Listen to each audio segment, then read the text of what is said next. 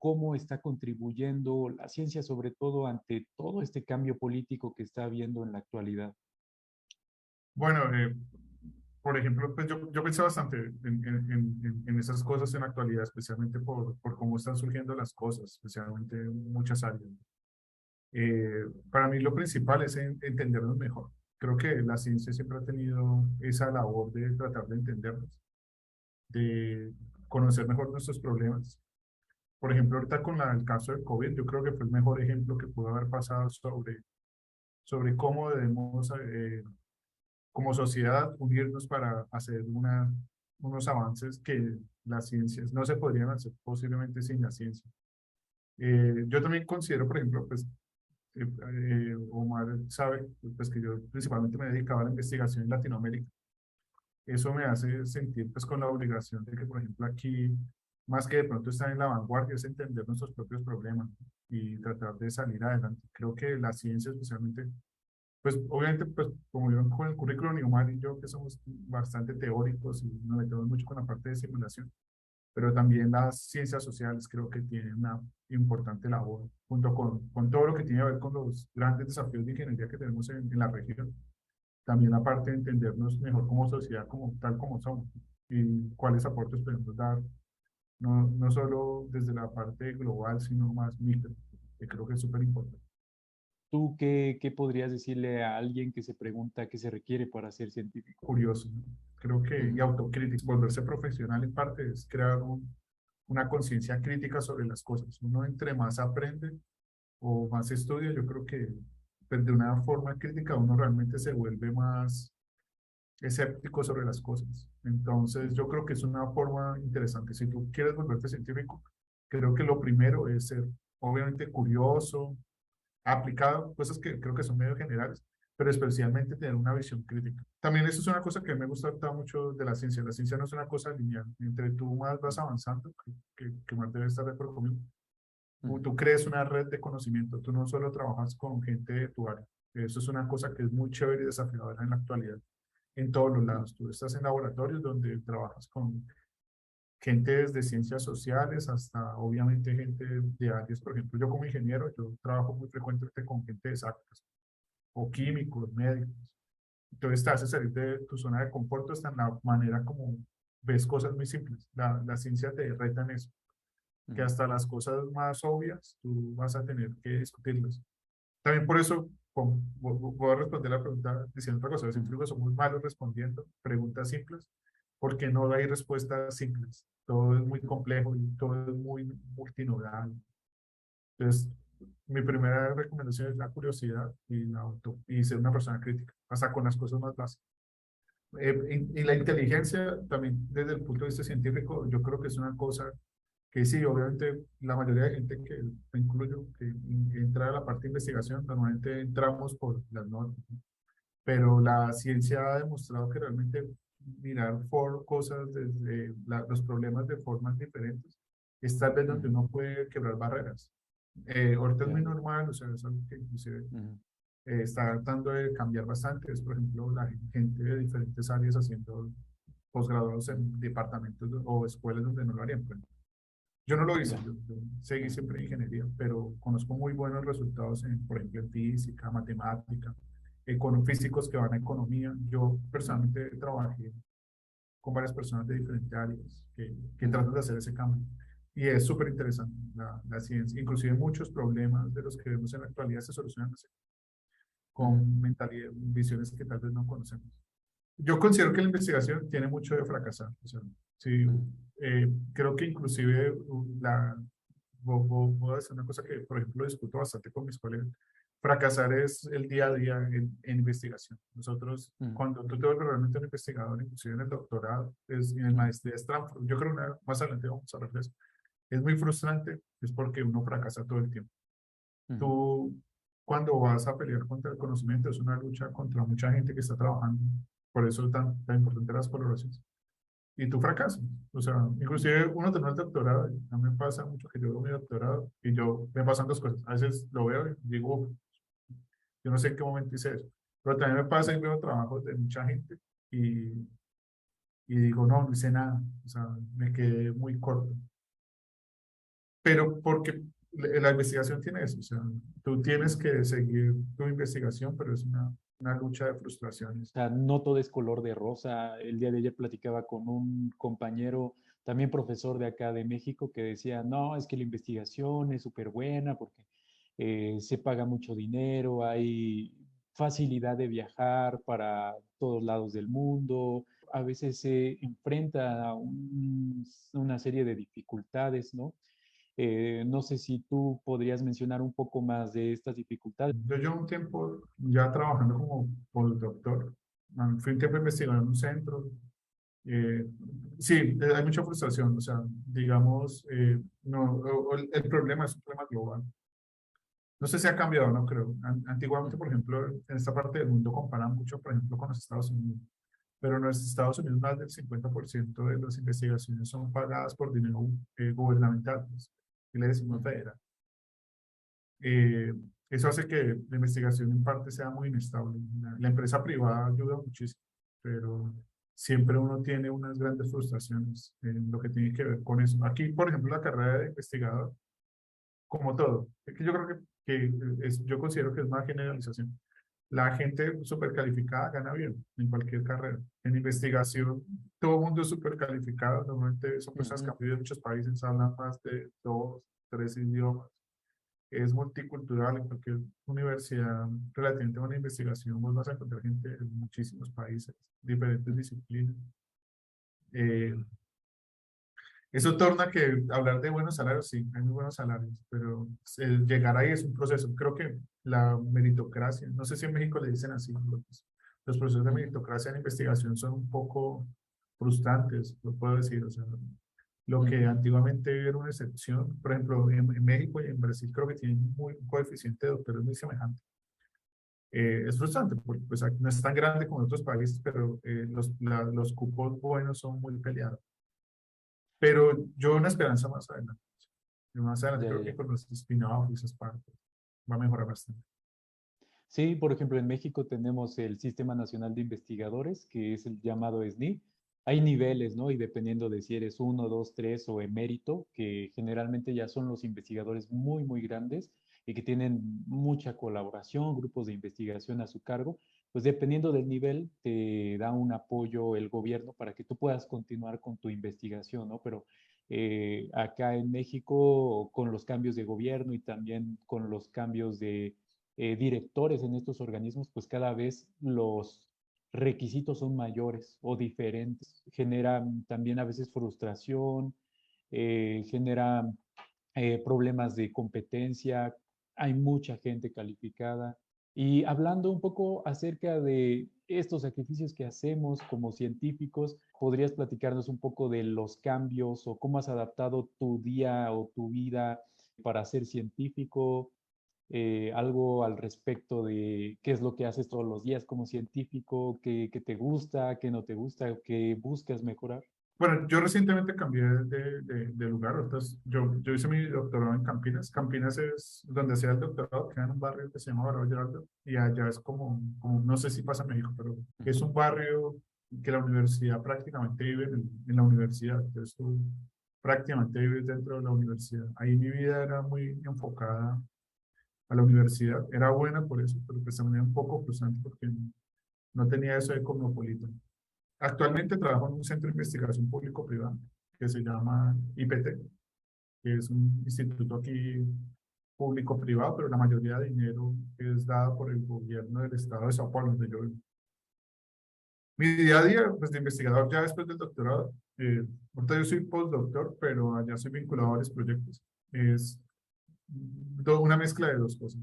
La primera es mi proyecto personal, que es el que me financia y acompañar los proyectos de mi laboratorio. Mi laboratorio es de microfabricación.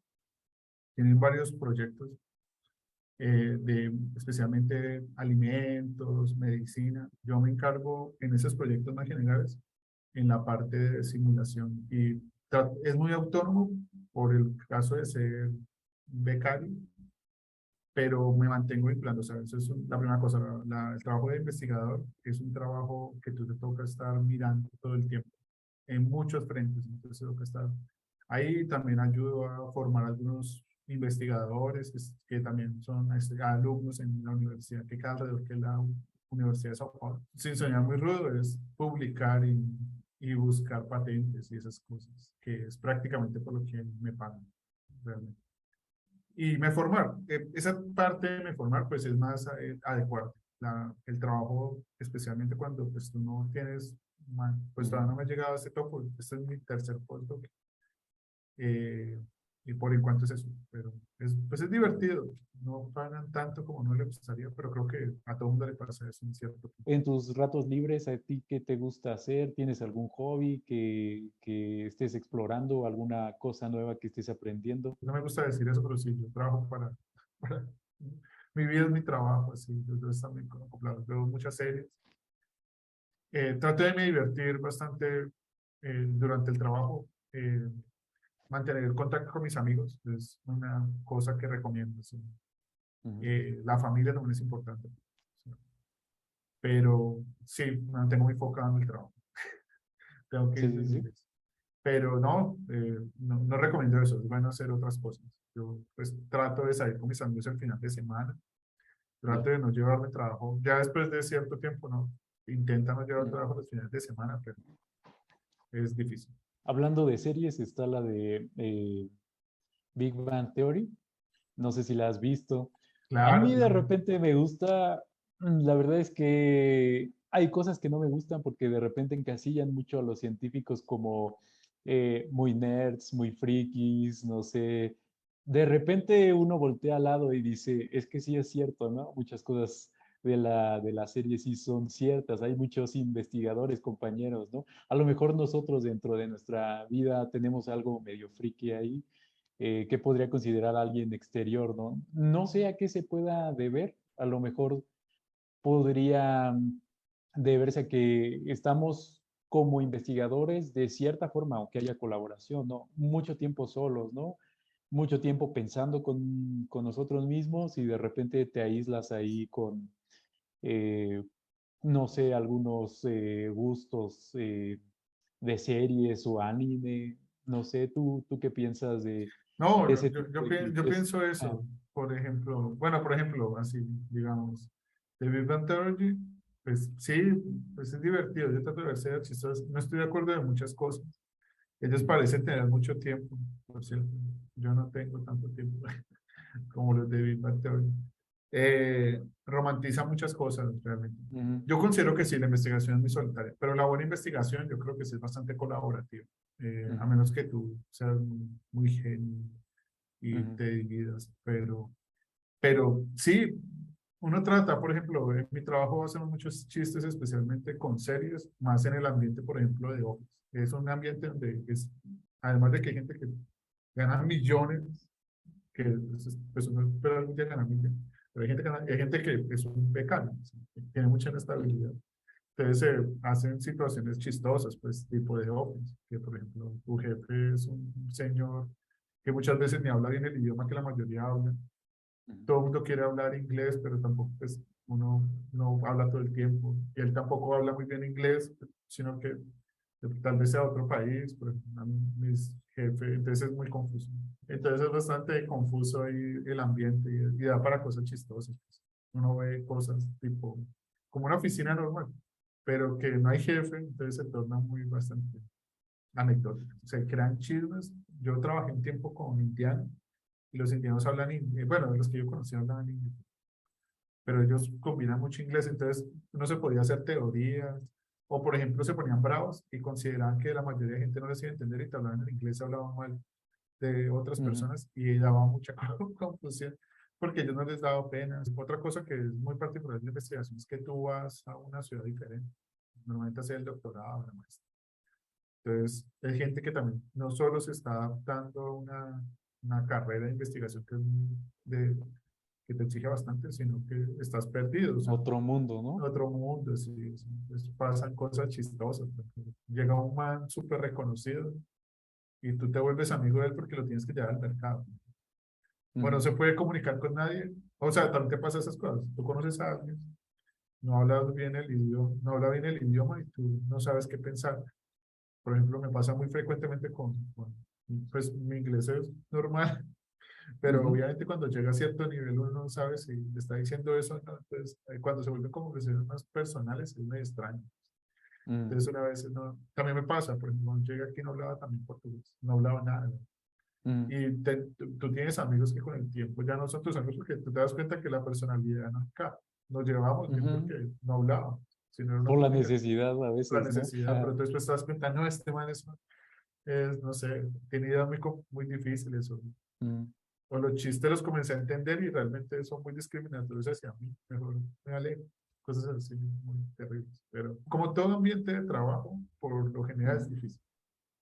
ya, mm, Y la relación con tus jefes, muchas veces por ser becas y eso, es como si fuese un matrimonio. Mismo que se destruya, ujú. tú tienes que mantenerlo. Algo bonito de España, recuerdo muy bien que es esas salidas al café, ¿no? Todas las mañanas, ellos Exacto. llegan a trabajar y a las 11 en punto o a las 12, un poco antes de la comida, dicen, no es hora y todos paran y salen al café. Y creo que es algo bueno porque entre todo el equipo hay esos 5, 10, 15 minutos para platicar de otra cosa, para ver cómo está el equipo, si puedes eh, presentarte con alguien que a lo mejor no habías conocido, ver en qué está trabajando. Y no sé si te pasa, pero acá en México, no sé si allá en Brasil o en Colombia, pero acá en México como que a veces sí es un poco aislado, llega uno a donde está su centro de investigación y solo salimos a comer con con nuestros amigos, pues, y no hay ese espacio a lo mejor de desayunar con todos o de compartir un café al mismo tiempo, ¿no? Aquí en Brasil yo tengo que decir que es un poco más, es más informal. Ya. Pero no llega a ser como en España. En España tengo que Ujú, decir que los españoles tienen eso fantástico que tú dices. O sea, ujú, que ellos sí yo creo que por eso son muy buenos. ujú, Por lo menos allá donde trabajamos, creo que tienen un equipo muy compacto. Obviamente, como todos, pues debían tener sus cosas, pero esa cercanía me parecía fantástica. Los brasileños hacen mucho churrasco, barbecue, no sé cuál es la traducción, asadas. ujú, Les gusta bastante a los profesores, especialmente donde yo hice el doctorado en Campinas. Normalmente lo que les dije es un barrio. No, no sé cómo en México deben pensar, pero queda muy alejado del centro de la ciudad. ya, Entonces los profesores normalmente tienen unas casas medio campestres, entonces y que no había muchas opciones. O las que mm, habían era, más adelante cuando uno se vuelve también investigador o da clases, ujú, a veces es bueno uno alejarse un poco, entonces ellos lo que hacían es que ujú, uno lo invitaban a la casa. Entonces hacían, ujú, las casas tenían lugar para hacer asados, cuando tenían cumpleaños o por ejemplo alguien ujú, publicaba, se acostumbraba a hacer esas cosas. La investigación tiene eso, que uno, pues que alguna vez me dijo eso mi orientador de doctorado, o sea, es un trabajador gratis prácticamente que tú no explotas, pero pues tú te estás bien, entonces es difícil motivar. ¿No? En Colombia era diferente, yo tuve la fortuna de tener orientadores en la maestría muy jóvenes. Yo considero ahorita mm, que tengo más o menos la edad de ellos, entonces eran muy chéveres, vivían muy preocupados, tenían hambre de éxito, entonces eran muy cercanos. En mi Universidad Nacional, en ingeniería, el laboratorio de mi posgraduación, te trataban casi como profesor porque las becas obligan a dar clases. ¿Qué piensas acerca de la ciencia ante estos problemas de 2022 en adelante? No, yo creo que la ciencia, como siempre, debe enfocarse en eso. O sea, eh, lo que decía antes, yo creo que las políticas, especialmente a través de enfocarse en ese tipo de problemas, es lo fundamental. Lo que pasa es que lo que te decía antes, creo que una parte de lo que volviendo al tema de fracasar, la ciencia, yo no considero que sea la ciencia. La ciencia es una Ujú, metodología, ¿no? Por ejemplo, yo cuando hacía el doctorado, yo sentía que nunca iba a terminar de hacer ciencia, que terminaba el doctorado y sacaba la ciencia, o sea, ganaba el título y ya. ujú, Pero ahorita que ya llevo un buen tiempo siendo investigador con el doctorado, me di cuenta que no, o sea, hay muchas cosas por hacer. Ahí a ujú, responder tu pregunta, yo creo que uno, desde lo que hace, uno debe enfocarse en lo que puede aportar en todos esos problemas. Por ejemplo, ujú, yo trabajo en microfluidica en simulación. Yo soy, obviamente hay gente que debe estar más atrás que yo, pero mi paso para ver una cosa hecha realidad es es bastante tiempo. Me explico. Cuando nosotros simulamos, hacemos muchas veces parte de la planeación o proyecto de algunas cosas, pero la ciencia, nuestro trabajo como científica es fracasar prácticamente, llegar a muchos resultados que no van a dar ciertos para que uno en una patente, un artículo, o por ejemplo donde yo estoy, que es más público, se veo aplicado, consiga reducir muchas cosas, o sea, costos, accesibilidad.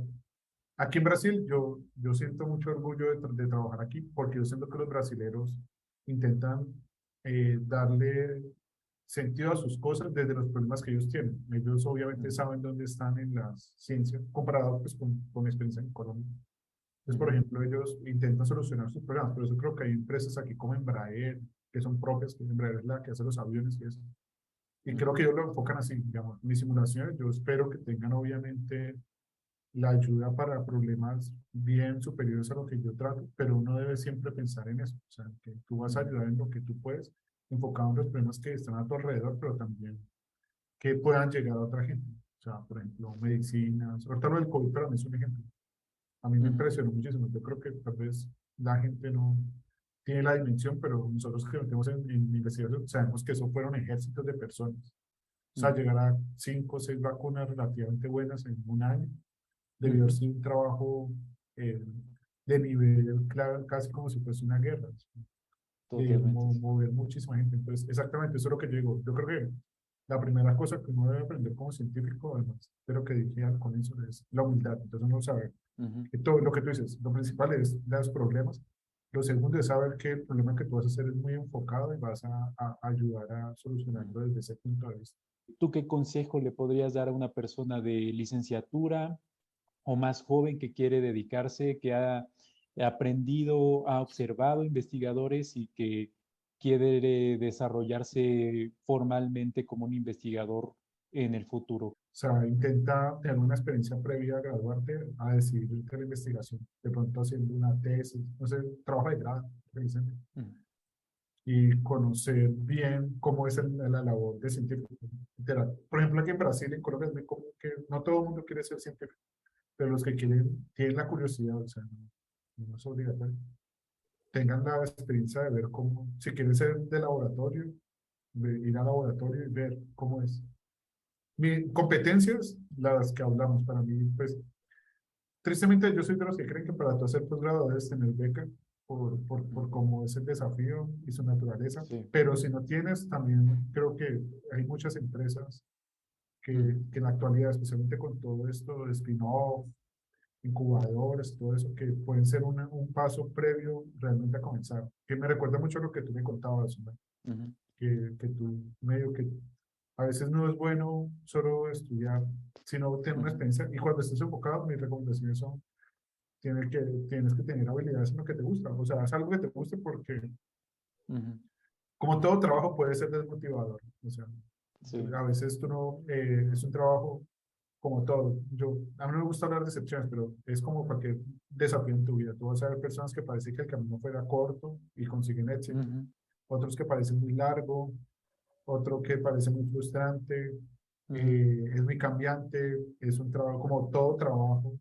Este trabajo tiene sus particularidades que ya les dijimos. Es muy competido, o sea, tú te crees, tener algunos espacios son difíciles, tiene muchos sacrificios, cambios inesperados, te vas donde, como ahorita actualmente pasa mucho, donde salga el trabajo.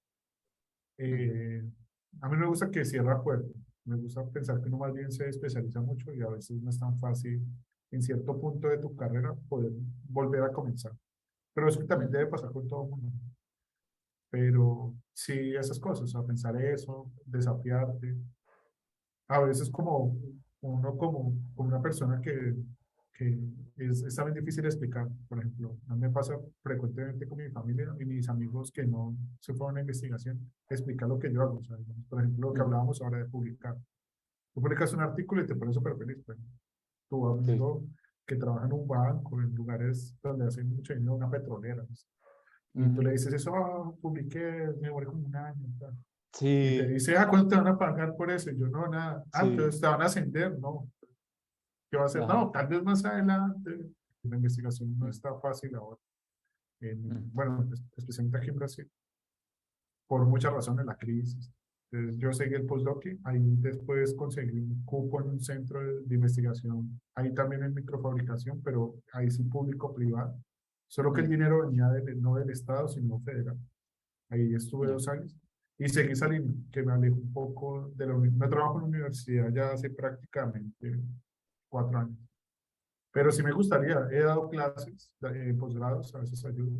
Yo te voy a mencionar algunos como clichés de los investigadores. Quisiera que me pudieras dar un porcentaje de qué tantos recurren a esa acción como freaking, que los científicos toman café. ¿Tú qué Sí, porcentaje de científicos dirías que toman café? no, no, no. O sea, el que no toma café es extraño. O sea, no sé, El que es no como toma un café mexicano que no es... le echa pimienta a la comida. No existe. Ya, ya, ya. No es muy alto. Tengo que decir que aquí en Brasil Ujú, es una obsesión. Yo tengo que decir que desde Colombia. No, yo tomo ujú. muchísimo café. Trato de bajarle, pero sí, cliché, súper cliché. Cierto, totalmente. Siguiente, entonces, ¿qué tantos científicos tienen manías extrañas? Ya, yo creo que ser científico en parte es ser extraño, pero, Sí, sí, sí. pero manías, sí, sí, sí, conozco. No sé cómo explicar qué manías extrañas. Conozco desde los Yo, que son muy desorganizados, por ejemplo, los que son excesivamente organizados. Eh, no sé, conocíamos un científico igual de allá, de un investigador de Vigo, que llegaba a veces a trabajar a las 7 de la noche y se iba a las 3 de la mañana del laboratorio. bueno, Súper bueno y a lo mejor se ha acostumbrado así, ¿no? Pero pues de repente cada quien tiene ahí su sello personal que le da esa personalidad a su trabajo, ¿no? sí, no, tengo que decir que sí. Ese, por ejemplo, es un buen ejemplo. Yo antiguamente era sí, Mm. pero después no, debo tratar de bajar. Pero Ya, es ya, ya. difícil, es difícil. Sí, en investigación eso es muy, muy frustrante, que no, Mm, lo que tú decías, lo que decíamos, que mm, yo tenía un profesor, mi primer orientador de postdoctorado, que decía una palabra que él era extranjero y me decía mm. que la investigación tristemente se ha vuelto numerología. Ujú. Y eso es frustrante porque, por ejemplo, la gente, por ejemplo, en mi caso, yo trabajo en un método numérico que aquí no hay nadie más hay muy pocos que lo usan. Otra Mm, persona más y ya. Y el único que programa realmente soy yo. mm, Entonces es muy frustrante porque te toca a ti solo. ujú, Y si no haces puntos, pues no sobrevives. Entonces, y la investigación lo que es fracasar frecuentemente. ujú. Entonces, es muy común que la gente tenga esas cosas medio locas. Va. Entonces, digamos que por lo menos un 90% tienen comportamientos Ah, fuera de porcentaje, lo ¿qué? normal. Un porcentaje, no, yo diría que un 70, por ahí. ¿Sí? 70, 70. Los demás, 70. digamos que son pasables, ¿no? O sea, como más normales, las formas de ser diferentes, No, yo creo pero que ese 30% que queda de gente que, que no sé cómo explicarte, se ven extraños porque el medio ambiente, la mayoría es extraño. Investigación tiene otra cosa, la deserción es muy alta. No sé si en México es así. Yo entiendo que en todo el mundo es muy alta. Entonces también es una sí. cosa de que hacer. Tú, por ejemplo, Omar, yo lo conozco poco, te conocí poco tiempo, nos hicimos muy amigos, Ujú, pero es un ejemplo claro. Son unos amigos que lo conoció unos meses y se cortó el vínculo oficio, o sea, presencial ya ujú, no vas a volver a ver. Tengo amigos, millones de amigos personas que ujú. considero muy cercanas, que tuve una experiencia intensa de pocos meses y no lo volví a ver nunca. Porcentaje de científicos que dice groserías o malas palabras. No, no. Bueno, no sé. Bueno, Fuertes, digamos fuertes, porque fuertes. hay pequeñas. No, pues sí, no sé. Yo diría que 50-50. Sí, ¿no? Sí, Aquí tengo, sí, pues que no sé, que tengo un problema, que yo no es mi idioma. De pronto ya. palabras, por ejemplo, voy a dar un ejemplo del portugués chistoso, y estoy contando una historia chistosa de extranjeros. Por ejemplo, aquí Ajá. en portugués decir molestar es una palabra muy Mm, fuerte, mm. así, absurdamente fuerte. O sea, O sea, entonces, por molestar ejemplo, es te metiste conmigo, básicamente. no molestar es tipo, tiene una connotación sexual fuertísima, o sea, es una Oh, cosa ya, ya, ya, durísima. ya. Entonces, por ejemplo, tú decirlo es fuertísimo. Pero, por Mm, ejemplo, yo en español decía mucho molestar. mm, Entonces, pero no, pues no. Entonces, cuando estás en un país de fuera, de pronto groserías te suenan chistoso, pero pueden ser muy fuertes. Eso es lo que me sí. refiero. Entonces, aquí yo considero que sí, yo me considero una persona que en mi medio informal digo un poco de grosería, Ujú. pero creo que eso tiene más que ver con mi parte cultural de donde yo vengo. Sí, sí, sí, sí. Pero Sí, sí, sobre sí, todo sí, que cada país lo entiende diferente, ¿no? pero sí diría que Por es un ejemplo, 50%. sí, 50% más o menos. El porcentaje de científicos que creen en los horóscopos. Muy bueno, por ejemplo, entonces, voy a decir una cosa que es terrible. Mm. Culturalmente los brasileños, puedo estar equivocado, pero es un tema muy recurrente. Ellos creen Ajá. mucho en los horóscopos. Entonces, por ejemplo, acá hay un premio que yo tengo, bueno, no habla español, no. Él Ujú, es una de las personas más brillantes que yo conozco y él ujú, te dice, es muy común aquí en Brasil que te dice, por ujú. ejemplo, yo soy Tauro.